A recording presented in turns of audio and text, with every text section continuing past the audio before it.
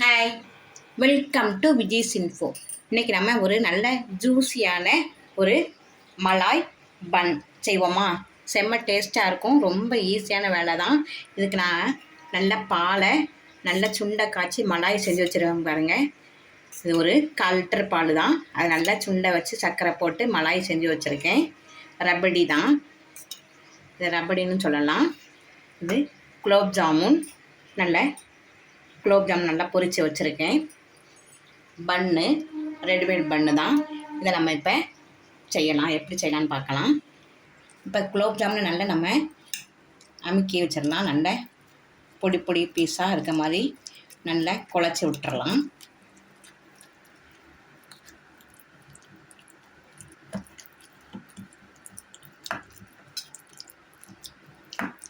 நல்லா இந்த அளவு குழச்சா போதும். பாருங்கள், இவ்வளோ நைஸ் இருந்தால் போதும். இப்போ நம்ம நல்லா கீறிடுவோம் நடுவில். ரொம்ப சிம்பிளான ரெசிபி தான். நல்லா டேஸ்ட்டாக இருக்கும், நல்லா சூப்பராக ஜூஸியாக இருக்கும். இதை எடுத்தாச்சு பாருங்கள். இதில் நம்ம ஃபஸ்ட்டு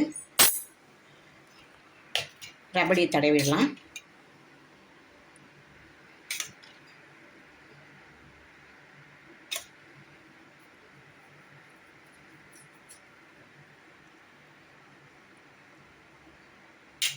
அது மேலே குலோப் ஜாமுன் எடுத்து வச்சுருக்கோம் இல்லையா, அதையும் நல்லா எல்லா இடத்துலையும் படுற மாதிரி நல்லா எடுத்துடலாம்.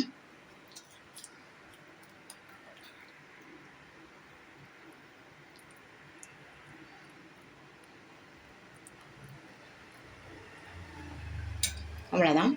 இதை க்ளோஸ் பண்ணிட வேண்டியது தான்.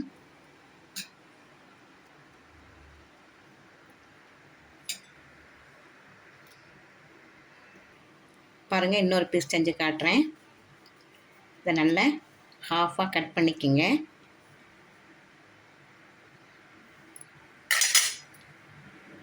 ஹாஃபாக கட் பண்ணிவிட்டு இதில் நல்லா ரபடியை ஃபுல்லாக தடவிடுவோம்.